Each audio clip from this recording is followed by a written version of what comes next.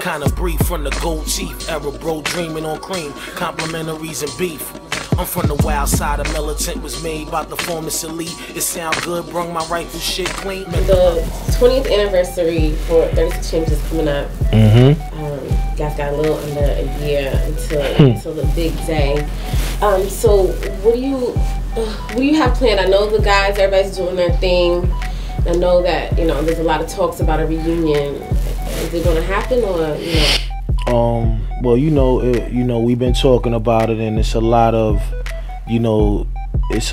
discussion about it, but it's not consolidated yet. You know, we know as a group that, 20 years in the business is something serious. So, it was a couple of conversations going on about it, and it still wasn't brought to the attention that it needs to be brought to. Everybody's so nonchalant about shit, like they don't know if it's gonna happen. And for me, it's like, I don't respect that, because it should happen, and it should happen in a way where it could help us from all the shit that we done been through with one another. You know what I mean? Like, we made a lot of money, of course, you know what I mean, and we lost a lot of money, and it kind of like put certain cats in situations where, this can help you right now. You know what I mean? I mean, at the end of the day, it can help all of us, but it can help the ones that really need to be helped in a greater way. And it could put us back where we need to be financially, back in the game as one of the iconic groups in the game. But it takes a lot of loyalty, it takes a lot of love, and it takes a lot of respect. I want to see it happen, but more importantly, I want to see it done the right way. And I've been thinking about Russell Simmons the last couple of days, because we all look at him like the mayor in the rap game itself, you know what I mean? The mayor, the godfather, however you want to call it. To me, he's still my big brother, so I had him on my mind. And it's like, I'm trying to sit here and say, yo, who can help us assemble this in a great way and build it on the plateau that it needs to be built on in a great way. So, I made it my business to come up here and come holler at them, and let them know what guys is going through, far as, the animosities within the personalness, the egotistical shit that guys go through, the brotherhood that got shattered a little bit due to the business. Like, it's only a few guys that we can call and answer these questions. When they get too close to the utmost, but I got stacks that'll attack any whack host. Introducing your name, my hip hop drops on your head like rain. I think about Dirty every day. Yesterday was Dirty's anniversary to his his leaving the planet, and I never forget about what he did for us and did for me. Like, Dirty would argue with everybody in the crew, but it was something about Raekwon the Chef that he was like, I can't even argue. Maybe it's because I was probably more closer to all of them back then than all of us are now, because I remember just hanging with Dirty, just me, him, and RZA.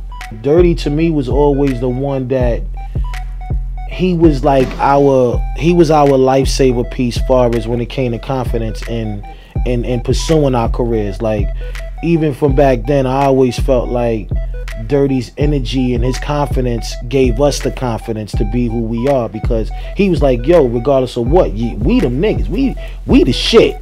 You know what I mean? And he made us feel like, even if we didn't feel like we was the shit, he made us understand why we the shit, and that brought us to another level. So when the man upstairs took him away from us, it kind of was like, I'm gonna take something strong. I'm gonna take one of the strongest pieces away from y'all, because y'all not appreciating y'all blessings in the right way. Bring the best niggas to the table. I sit four of my whales on you. Custom wooded speakers, rock Elises, run from polices, dump on creatures, holidays with preachers, stainless steel watches, ostrich turtlenecks. Here's the deal: if we can't come in, they can't have a feel. And then you were also featured on the Cruel Summer's compilation album. Right.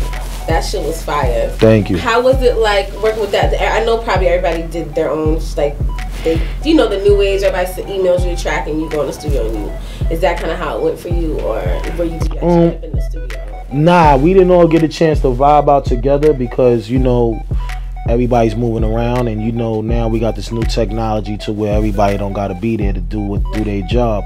But you know, I think I was actually going back home for a break to go chill with my family, and you know, Ye had called me and he was like, yo, you know I need you, bro, you know what I mean? And I was like, yo, of course. But they wanted me to be there at the time, and I couldn't be there, so I had to get it done where I was going, which was to Atlanta, and I had gotten the studio and handled it from there and just sent it back though. But I'm definitely old-fashioned. I always like to do shit with my niggas and, you know, be right there to make it happen. But for that particular record though, I had to go do it on my own. So I was just, you know, surprised that, you know, so I'm just hoping that the, you know, the Cool Winter album, you know, comes at the top of the year. I mean, you know, I think it's a go when it comes to that. And hey, shit, the chef might be on that motherfucker too, you know what I mean? Right. So you know, if they do it though, you know, like I said, these are my guys that I really respect in the business. You know, they look at me as one of their brothers that they really respect as an artist. And you may see the kid back up on there and something heavy. Yo, check it out, y'all. Y'all know what it is. It's Raekwon the Chef, representing Wu-Tang Clan, representing Ice H2O. Right now, this is Global Grind. You know what it is from a real nigga perspective. This is me right here. Nothing but love for the real all the time. One.